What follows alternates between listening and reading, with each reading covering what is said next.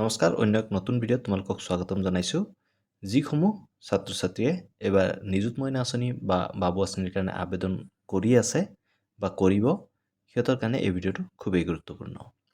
তো 2026 বৰ্ষৰ নিযুত মইনা আঁচনি বা নিযুত বাবু আঁচনিৰ ফৰ্ম তোমালোকে যদি এতিয়ালৈকে ফিল আপ কৰা নাই, কেনেকৈ ফিল আপ কৰিবা তাৰ ভিডিঅ' চাই ল'বা। আৰু যদি তোমালোকে ফৰ্ম ফিল আপো কৰিছা, শুদ্ধভাৱে ফিল আপ কৰিছা নে নাই মোৰ ফৰ্ম ফিল আপৰ ভিডিঅ' চাই তোমালোকে কনফাৰ্ম হৈ ল'বা। বেংকৰ ডিটেইলছ কেনেকৈ দিবা বা তোমালোকৰ বেংক একাউণ্টটো আধাৰ কাৰ্ডৰ লগত লিংক হৈ আছে নে নাই সেইটো কেনেকৈ চাবা তাৰ ভিডিঅ' মই দিছোঁ, তোমালোকে ইউটিউবত চাই ল'বা। এতিয়া কওঁ যে নিযুত মইনা আঁচনি বা নিযুত বাবু আঁচনিৰ কাৰণে যেতিয়া তোমালোকে ফৰ্ম ফিল আপ কৰিবা, ফিল আপ কৰাৰ পিছত তোমালোকে যেতিয়া কলেজত জমা দিবা, এই ফৰ্মৰ লগত তোমালোকৰ কি ডকুমেণ্টছ জমা দিব লাগিব। ভিডিঅ'টো আৰম্ভ কৰাৰ আগত তোমালোকক এটা ৰিকুৱেষ্ট কৰিম যে ভিডিঅ'টো যদি ভাল লাগে প্লিজ লাইক এটা কৰি দিবা।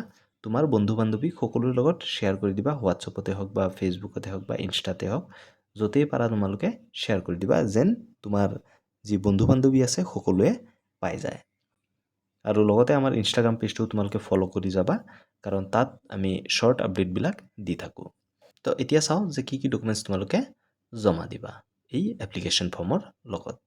তো ফৰ্মটো দিবাই, তাৰ লগতে তোমালোকে আধাৰ কাৰ্ডৰ এখন জেৰক্স কপি তোমালোকে দি দিবা।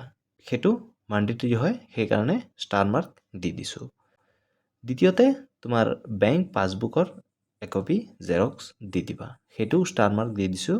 তাৰপিছত তোমালোকে এডমিশ্যন ৰিচিপ্ট অৰ্থাৎ ID কাৰ্ড লগত দিব পাৰা, আৰু এইটো অপশ্যনেল ৰাখিছোঁ কাৰণ কিছুমান কলেজে এডমিশ্যন ৰিচিপ্ট বিচাৰে বা ID কাৰ্ড বিচাৰে, বা কিছুমান কলেজে ID কাৰ্ড নিবিচাৰে বা এডমিশ্যন ৰিচিপ্টটো নিবিচাৰে।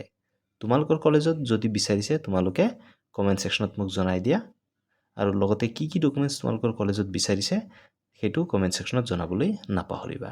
4 নম্বৰত ইনকাম চাৰ্টিফিকেট নতুবা তোমালোকৰ ৰেচন কাৰ্ড যদি আছে, সেইটোও মই অপশ্যনেল ৰাখিছোঁ কাৰণ কিছুমান কলেজে ইনকাম চাৰ্টিফিকেট বিচাৰিছে আৰু কিছুমান কলেজে ইনকাম চাৰ্টিফিকেট বিচৰা নাই, বা কিছুমান কলেজে ৰেচন কাৰ্ড হয়তো বিচাৰিব পাৰে আৰু কিছুমান কলেজে বিচৰা নাই।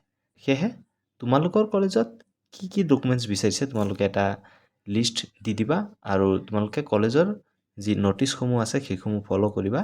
তাত ক্লিয়াৰলি দিয়া থাকিব যে কি ডকুমেণ্টছ তোমালোকে দিব লাগিব। তোমালোকৰ কলেজ অনুযায়ী সেই প্ৰয়োজনীয় নথিপত্ৰসমূহ বেলেগ বেলেগ হ'ব পাৰে, কিন্তু 1 নম্বৰ আৰু 2 নম্বৰ যি ডকুমেণ্টছ হয়, আধাৰ কাৰ্ডৰ জেৰক্স কপি আৰু বেংক পাছবুকৰ যি জেৰক্স কপি, এই দুটা কম্পালচৰি হয়, এইকেইটা তোমালোকে দিবই লাগিব।